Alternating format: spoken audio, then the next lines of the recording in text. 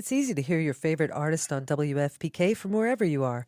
Listen on your smart speaker, live stream from our website at WFPK.org from Louisville Public Media. I'm Lior Phillips, host of This Must Be the Gig. We're a weekly podcast that documents everything about the world of live music, speaking with choreographers, costume and set designers, the people who run beloved venues and festivals, and, of course, speaking with musicians about that one gig that changed their lives. Get your peek behind the curtain at consequenceofsound.net, Apple Podcasts, or wherever you listen to your podcasts.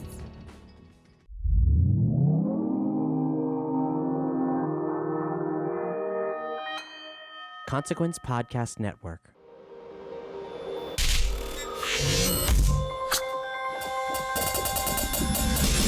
Hey, welcome to another edition of Kyle Meredith With. It's an audio interview series presented by WFPK Independent Louisville at WFPK.org. Consequence of Sound and the Consequence Podcast Network. Big hello to the subscribers. Thanks for joining me every single week, multiple times a week maybe. We do release new interviews every Monday, Wednesday, and Friday. So if you're not a subscriber, grab the reins and hang on. It's a great way to keep up with your favorite artists, what they're up to, what they've done in the past. We do the whole trajectory. So wherever you get your podcast from, maybe where you're listening from right now, make sure to hit that subscribe button and keep up with us. I'm Kyle Meredith. Today, my guest is one of my all-time favorite artists. And while he does dabble in music and has some history as a musician, you'll know him as a comedian. I'm talking about the one and only Craig Ferguson, the man who started back in the 80s as Being Hitler. My introduction was during the Drew Carey show when he played his boss. And then, of course, to probably his most notable achievement as hosting The Late Late Show with Craig Ferguson. Ever since he bowed out of that, he has stayed busy as both on stand-up tours and doing voiceover work. You'll recognize him also from How to Train Your Dragon, Winnie the Pooh. And now he's back with a 6-part docuseries called Hobo Fabulous. Hobo Fabulous was the name of his stand-up tour, his most recent stand-up tour, and he took the cameras along, and what we get is an all-encompassing behind-the-scenes look on the stage. There is some stand-up that he works in there, but you get to see how it's made. There's lots of stuff on the bus, interviews with his family. It has its premiere on Comedy Dynamics, and we're going to get into, one, why he chose that format, and the material. What's it like to go from doing a monologue every single night in front of a television to being able to work with one set list that you get to kind of tweak throughout a whole series? We'll hear about the specific parameters that he put in place about not wanting to talk about politics and to still make it a relevant and funny show. And we'll talk about PC culture as a comedian, doing stand-up in the UK for the first time in 25 years, and closing the door to that part of his life. Craig will say he thinks he's done with stand-up. He thinks he's done it, and it's time to move on. What does moving on mean? Well, he's writing another book and movies. We don't get too many details, but he will give us a little tease of the next big project he's working on, which would be a movie next year. I had so much fun talking to him, and again, it's all about this brand new 6-part comedy dynamic series called Hobo Fabulous. It's Kyle Meredith with Craig Ferguson. Hello, Kyle. It's Craig Ferguson. I have enjoyed Hobo Fabulous so much. This has been such a fun little adventure to take part in with you and your crew and your family. And we should kind of paint it at the beginning here. This is a 6-part series. It's not a stand-up special. It's a behind the scenes, although there is stand-up obviously through a lot of it. It's a documentary. What made you kind of go in that direction? Why produce this whole thing? Well, what I wanted to do, it kind of goes back to the very beginning of putting this particular act together, the Hobo Fabulous tour, was that when Joe and I, my writing partner Joe, who directed the series, Joe Bolter, when we sat down to write this act, we thought, as a technical challenge to ourselves, we thought, let's see if we can write an hour and a half stand-up that doesn't use the word Trump once, that doesn't do any politics at all, doesn't take part in any of the rhetoric and argument that's going on. Can we do that? Can we write a show that works and that will work now and that does that? And we did it, I think. Because we had set those rules for ourselves, the show by its very nature became very intimate. It became about how I lost my virginity, the time I nearly drowned, the worst acne I ever had, my junior high school girlfriend, all of that stuff. And because that intimacy existed in the live show, and it felt very intimate when I was doing it live, I felt that the normal format of stand-up special wouldn't be correct, because a stand-up special, for me, I don't know if everyone feels this way, but I feel that the stand-up special, it's much better if you're in the audience with the comedian. Or, I feel the same about music. I mean, filmed music, filmed stand-up comedy, it's not quite the same experience. So I thought, if we created a documentary type format, or something that gave the television audience or the viewer an intimacy that the theatre audience didn't get, but which, counteracts. So it gives you a closeness to the material and the performance that you would have got if you were in the theatre, but you weren't in the theatre. So we'll do it this way. And that's really the thinking behind it, was to create a more kind of intimate style, if you like, for this particular show. And it works too. As I mentioned, I kind of love getting all the behind the scenes and seeing how you put together the jokes and take them in and out, of the sets in the way you do. And I should also mention that you open up the whole thing in Louisville, which is where I am right now, based in Louisville. So that's where we started filming, in Louisville, Kentucky. What was it like, though? So I'm going to do it. It has been a few years since you had the talk show and all that. But what is it like to go from having a new routine every single night to basically one set list that you get to tweak here and there across an entire tour? Oh, well, it's a great luxury, because you can hopefully get better at it. You take out what works. You take out what doesn't work. And sometimes by accident, you might take out what does work. It's a different type of thing, I guess, as well, because you get a little more time. Like I do almost 2 hours when I do a stand-up show. I mean, a long monologue on television would be 8 minutes, and that would be long. So it's a really different thing. It's the difference between, I guess, a surfboard and a 747. They're both modes of transport, but they're very different. They go to very different places. And I think stand-up is a much more visceral form of, certainly, performance than doing stuff on TV. TV is fun. I love doing TV, but I don't want to do it every day, and that's why I stopped doing it. But it's a lighter kind of a thing. It's more candy than burger. And doing that, putting those parameters where you're saying, okay, no Trump, because there has been humor for decades, millennial, whatever, without doing the political. Although I get caught up in it just like everybody else. I enjoy political humor too, but aside from that. Sure. So when you were doing the talk show, I would assume that you had to keep up with pop culture, even if you didn't want to. Do you still find that? I mean, how important is that for you now? Not at all now, which is one of the great luxuries of not doing a late night show. I mean, look, I get the news when my wife complains about it. That's pretty much when I see it.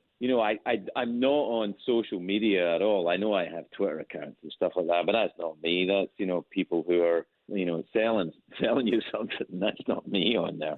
And I think that I don't keep up with pop culture at all. I don't think it's really seemly that I mean, look, I'm 57 years old. What the hell? I shouldn't know what the new music is. I mean, it's like my playlists are greatest hits from the 1980s.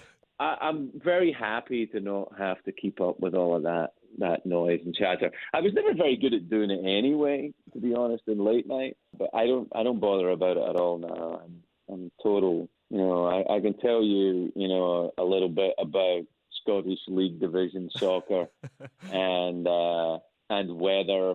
That's about it. All the important stuff. That's the Paul Simon lyric, right? I get all my news from the weather reports. Yeah, pretty much. Yeah. One of my favorite tricks that you did in this series is when you talked about PC culture. There are a lot of comedians who rail against it. You didn't take that path. You sort of, I don't know what you did, but you twisted it inside out. You didn't knock PC culture. You sort of just bent it. What did you do? Well, I did my job, which is I find a way to tell the joke. And what I actually think PC culture is great. I think it's really useful for two reasons. One, I think it's good if people think something is offensive and they speak up about it. I think it's actually good. That's all comedians do. I mean, all anyone is doing when they complain about a joke is doing what a comedian does, which is complain about a thing. You're just using the same rights and issues. I'm cool with that. It also, what it does, I think, PC culture is it forces you to be clever. You know, it forces you to do something. And I love the fact that you got that I twisted it and I bent it a little bit, because that's what you do. You read the room, you figure out what's okay, what's not okay, and you do that. I think I'm kind of lucky as well. I don't have a lot of hateful opinions. Do you know what I mean? I kind of like people, so I want everyone to be cool. I don't want to oppress anyone, so I think that helps if you have that too. That's a long way away from your '80s character about not hating anyone. Yeah, yeah. Well, when I was doing that, I hated everyone. But it's that thing Winston Churchill says: if you feel the same at 50, if you think the same at 50 as you did at 20, you've wasted 30 years of your life. I mean, I'm different now. I've mellowed a lot, man. I just be nice, be polite to people. Just be nice. You talk about going back to play the UK, and it's the first time in 25 years that you had done that, and obviously coming from that, the part of the world and everything. What was it that kept you away from so long? And I guess the obvious question is, how was it different this time around?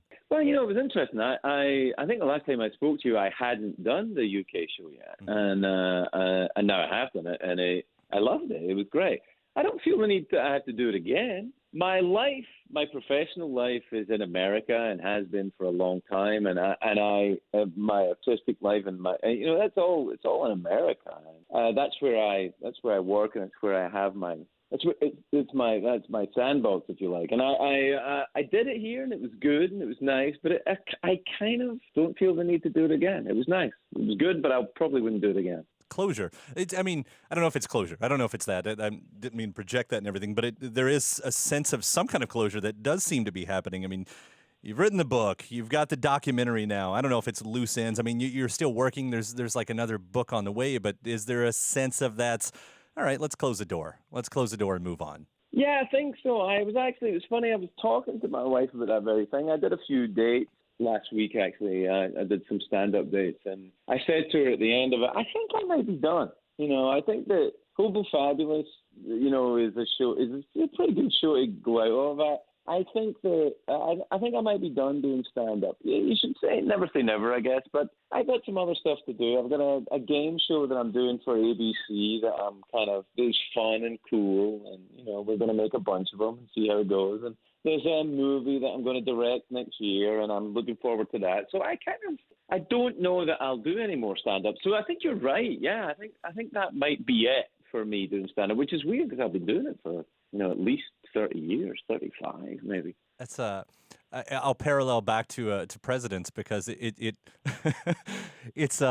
it's about like when you get a young president that has to retire. Most people retire older, I guess, is what I'm getting to, and this makes you like Obama. That's what I'm getting to. Yeah. I mean, I don't know if I'm not retiring from me, but I think I might have done with stand up everything that I wanted to do with it. Yeah. I can't imagine. I don't want to be like boxers that stay too long and fight.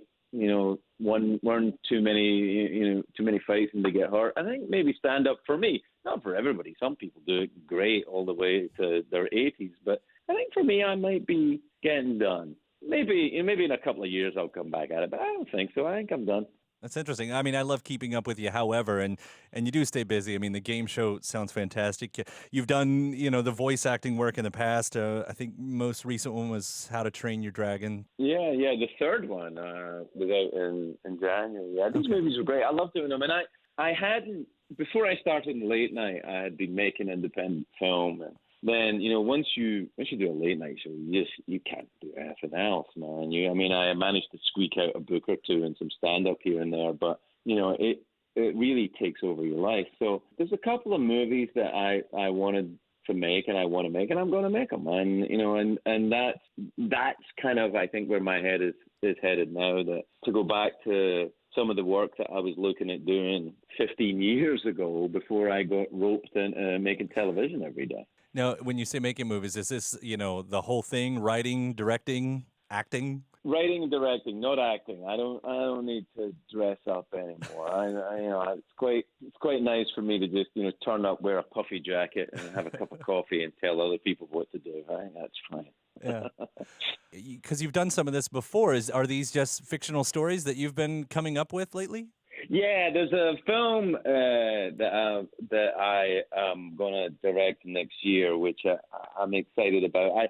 I couldn't really say too much about it right now because the announcement hasn't been made about it. But it's I'm doing a feel good movie, sport movie actually, that I wanted to do for a while, and we're going to shoot it next year. And I'm interested in that. I'm kind of drawn to that. It's got my attention now. Yeah, cool. Well, I'll be on board. I'll be there to watch whatever that mystery movie is. Thank you. Yeah, I'll wrap it up with that too, Craig. I've been such a big fan. I mean, the late night shows you were my Letterman. As people would talk about him in that way. It was really important. Yeah. And your sense of nonsense, I think, was the best thing that could have happened to TV. Thank you very much. And I'm very proud and glad I did that show. I don't for a second want anybody to think that I'm not grateful or not happy about that show. That the opposite is true. I love that show. And one of the reasons that I don't do it anymore is because I was starting not to love it, and I didn't want to do that. Right. I didn't want to do that to the show or to the audience because, really that show, it wasn't really a show for people who were into late night. It was a show for people who were into whatever the fuck I was doing because, it wasn't a cookie cutter late night show, and I'm proud of that. We made something strange and different. That was the best thing about it. I remember, my wife, who was my girlfriend at the time, bringing her in. It's like, just watch. You're not going to understand what's going on. Yes, there's a dancing horse. There's lots of things. Just enjoy, and we did so many times. So thank you for that, and thank you for Hobo Fabulous too, because again, this series has been so much fun to watch and kind of be a part of that. And I look forward to what's next, man. Thank you, man. I really appreciate it. I'm glad we got to talk properly. All right. Take it easy, man. You too. Take care. Bye. Okay. Bye-bye. The one and only Craig Ferguson. A huge thanks for that conversation right there. The new series on Comedy Dynamics is called Hobo Fabulous. Do check it out. And thank you for listening to the whole thing right here. Again, hopefully you're already a subscriber and you can do the due diligence of rating the series and leaving a review or a comment, just saying hello. And if you're not, hit that subscribe button. Keep up with us. You can do it wherever you get your favorite podcasts from. Places like iTunes and Apple Podcast, Stitcher, Acast, Podchaser. And also places like Spotify. You can follow along there and listen on YouTube as well. And after that, head to WFPK.org.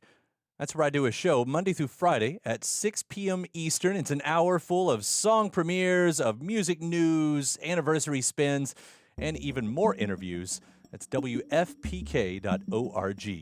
Consequence of Sound, they've got your music and film news. You can also find me at Twitter at Kyle Meredith and Facebook/Kyle Meredith. And that does it for another edition. I'm Kyle Meredith. I'll see you next time.